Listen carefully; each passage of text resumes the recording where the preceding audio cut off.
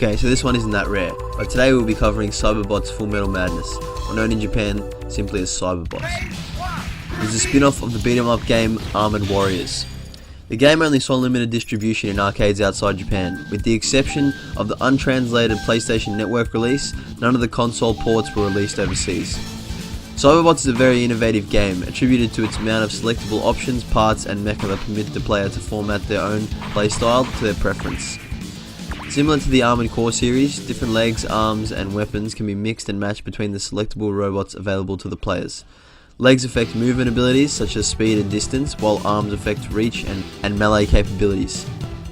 I like the overall design of this game as it's very Capcom-y with its sound effects and menus. The sheer amount of mecha you can use is very surprising, as you saw in the scene before. It makes replayability value pretty high in this, as each character has their own storyline and mech to choose from. I like how the mechs have different abilities as well. For example, my mech, the Bloatia, has the boost ability, which declines every time I use it, only to recharge seconds later. It makes for a more unique feel to each mecha, which I feel is very important in a fighting game, where there is only one-on-one combat, so it has to be kept fresh. Each stage is designed very well, and gives us an awesome sci-fi epic feel as the storyline progresses. The last stage in particular has you fighting outside of Earth on a space station, the perfect last stage in my opinion. Now, getting into the actual gameplay, this is very fast paced.